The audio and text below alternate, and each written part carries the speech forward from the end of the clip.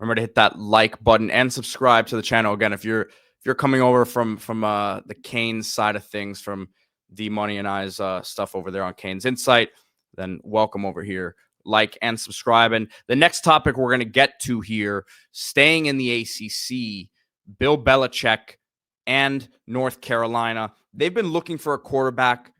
They brought some guys and have, some young guys there.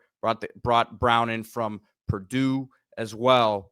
But it looks like there could be finally, it looks like they could be finding their guy here in Gio Lopez from South Alabama.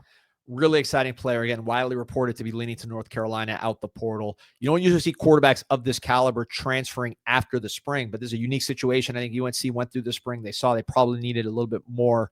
And a guy like Gio Lopez, maybe he seemed like he was going to stay, maybe just got antsy. And he saw there were so many opportunities to play. I mean, Tennessee now is an open job. So he's probably looking at the market saying, hey, the time is right for me to make this jump.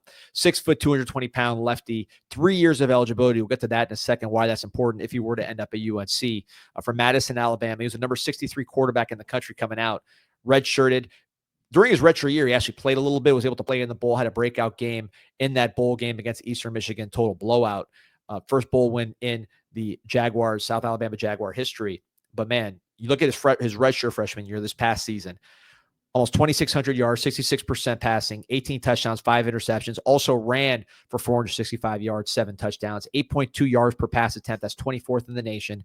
30 points per game at South Alabama was a good offense. I watched him against Appalachian State, which was a very good game for South Alabama. And man, you see just quick twitch. That's kind of the note I had on this young lefty. Just quick twitch. He moves quickly in the pocket. When he decides to run, he's out of there quick. He's not what I call a pure running quarterback, but because he's so quick with his decisions and that first step, he can do it. He's also thickly built, not heavy by any stretch, but he's not a light guy. He's someone who can break tackles, kind of turn into a running back in the open field. Height's going to be the question. You're at 6 with the Jaguars, 5-3 in conference play. And, I'm a fan of this guy. That App State game, just wasn't to watch the highlights. And watching that down-to-down game, his ability to make plays on third down, his ability to make chains, quick decisions to run. I'm a fan of what he does. And I wanted to get to this comment here from Chase, who's a North Carolina fan. Says, talk me down for the ledge. I wanted Nico so bad, but it looks like we're going after Gio here. And I understand if you're a North Carolina fan, there is initial excitement about potentially bringing in a Nico Iamaleava. And we mentioned it yesterday on the show as a possibility, and there were other links to him potentially. There were some people from 247 were even crystal balling him over there. But I'll say this, and it did make sense to a certain respect. But I'll say this. You look at Belichick throughout his career, obviously with the Patriots. We understand he's going to take some of that stuff with him. He did have Tom Brady, but even then, was Tom Brady ever the highest paid quarterback in the NFL? No, he wasn't. We understand that's part of his story. And in terms of building out this roster, there's a lot of holes still, I believe, personally, on this Carolina team. They've taken steps in the right direction, but I think they're missing some impact guys at certain spots.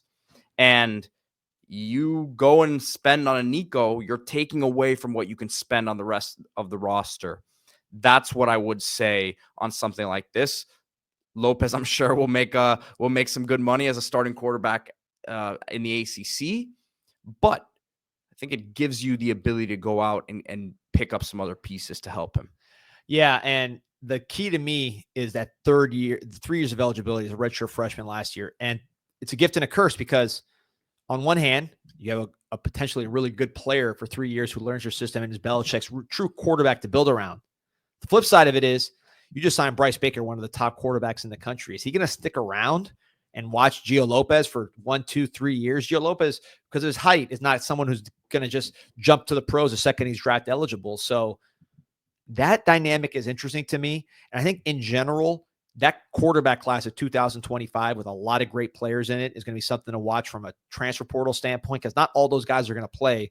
And it's a very deep, good class. So I could see a lot of teams dipping into that market when I'm not saying Bryce is going to transfer, but I'm just saying those kind of guys, if they don't, the ones that don't play, there's going to be teams knocking on the door trying to poach him, because that was a super talented quarterback class last year. And a guy like Bryce Baker, you don't love these crystal balls for Gio Lopez, because he's a young player, he's a good player, and he could be there for a while at UNC. But if you're a UNC fan, listen, you'll take whatever good quarterback you can get.